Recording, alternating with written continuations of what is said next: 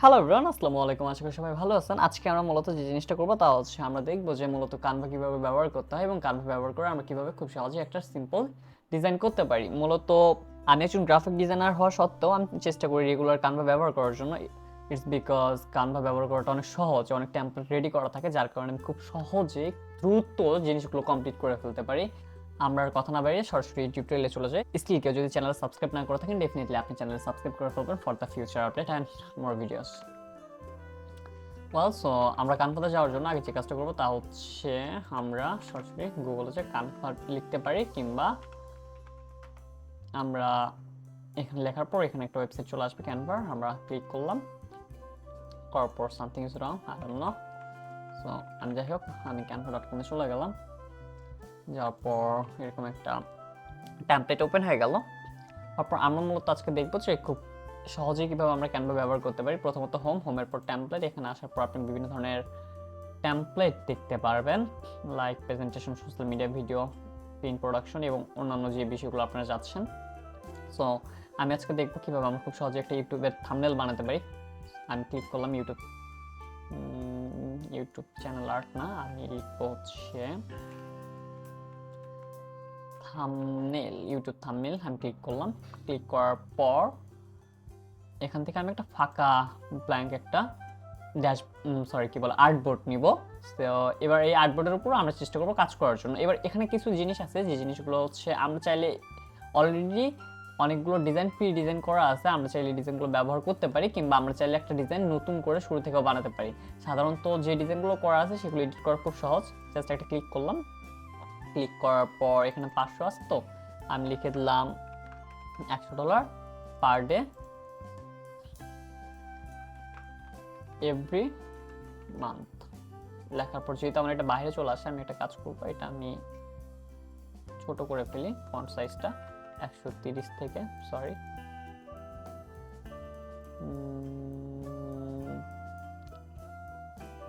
ওকে। So easy, এটা খুব সহজ একটা মেথড। আমরা আরও কিছু যেরকম দেখতে পারি, বাট এটা হচ্ছে প্রো। দেখেন এখানে প্রো লেখা আছে। প্রো যদি আপনি কোনো প্রো টেমপ্লেট এডিট করছেন সেক্ষেত্রে আপনার প্রোর প্রয়োজন হবে। সো আমি আরও কিছু দেখি, like how to become a freelancer. আমরা লিখতে পারি how to earn A lot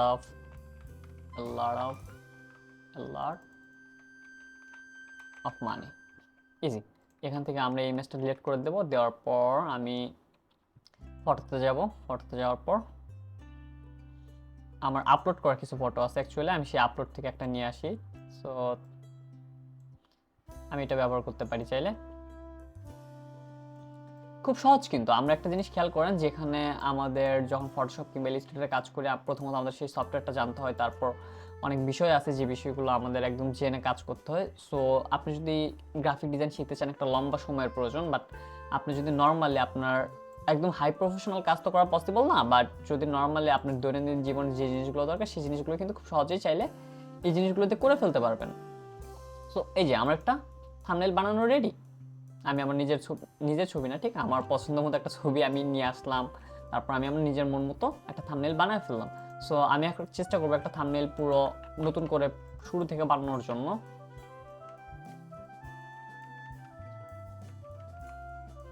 so আমি হোয়াইট ছিল, থাকুক। প্রথমত আমার একটা ব্যাকগ্রাউন্ড দরকার, রাইট, কোনো কিছু বানানোর জন্য। সো আমি ব্যাকগ্রাউন্ডে যাই, কিংবা আপনি ব্যাকগ্রাউন্ডের জায়গায় অনেকে ফটো ইউজ করে, সেই ফটো ইউজ করতে পারেন। সো আমি ব্যাকগ্রাউন্ডে যাই। যাওয়ার পর এখানে আমি লিখি ফুড লিখলাম। লেখার পর এখানে অনেকগুলো আছে, আপনি চাইলে নিয়ে আসতে পারেন। হয়ে গেল। So not bad. ওকে, আমরা এটা নিয়ে আসি।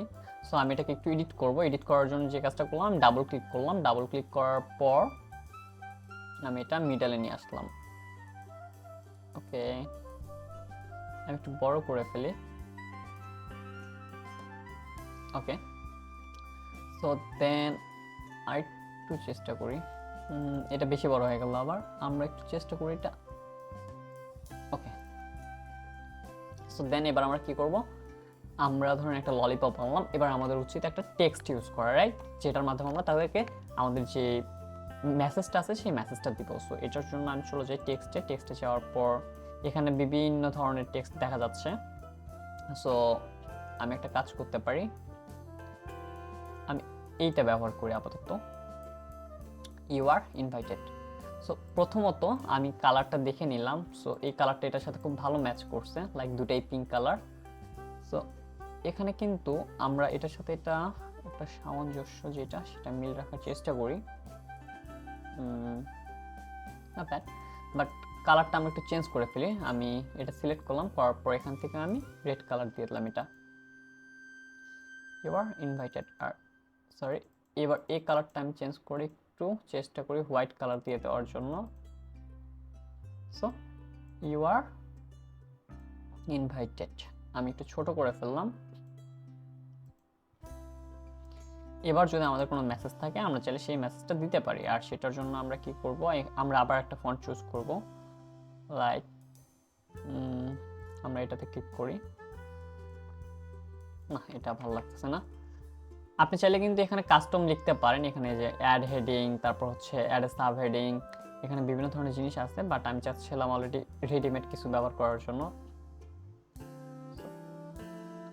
গুড, আমি এটা ডিলিট করে ফেলি, আমার এতটুকু দরকার নাই, এতটুকু দরকার নাই। আমি কিন্তু চাইলে এটা ব্যবহার করতে পারি, রাইট।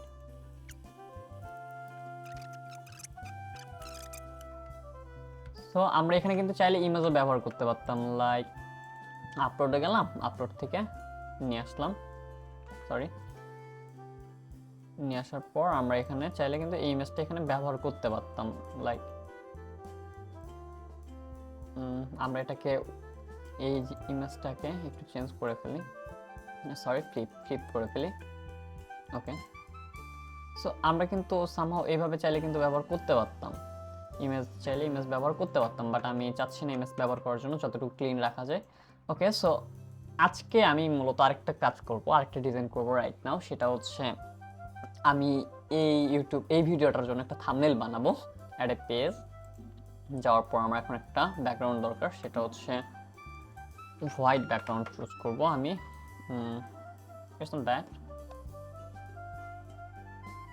কিংবা এটা ব্যবহার করলে কেমন হয়। আচ্ছা, তার আগে আমি হচ্ছে আমার ইমেজ আছে, ইমেজটা নিয়ে আসি, Canva ব্যাকগ্রাউন্ড, আচ্ছা এটাই থাকুক, এটাও সুন্দর লাগতেছে। এবার আমি যে কাজটা করব, টেক্সটে যাব, টেক্সটে যাওয়ার পর আমার একটা ফন্ট দরকার, সেই ক্ষেত্রে আমি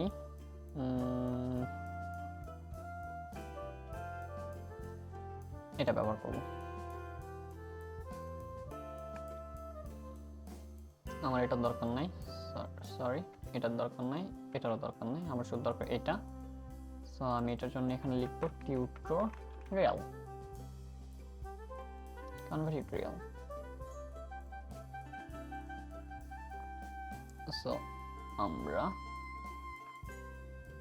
আমার কিন্তু খুব সুন্দর একটা, এটা ডিলিট করে ফেলে, আমার এটা দরকার হচ্ছে না। সো আমার কিন্তু খুব সুন্দর একটা থাম্বনেল হয়ে গেল।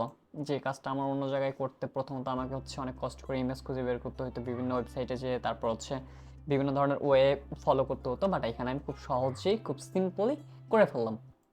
সো ইয়া, দ্যাটস ইট, খুব সহজ, খুবই সিম্পল একটা জিনিস, আর আমি চেষ্টা করছি খুব সহজে শর্টকাটে শেষ করার জন্য। সবাইকে অসংখ্য ধন্যবাদ সাথে থাকার জন্য, আর স্টিল কেউ যদি চ্যানেল সাবস্ক্রাইব না করে থাকেন ডেফিনেটলি আপনি চ্যানেল সাবস্ক্রাইব করবেন। Thank you.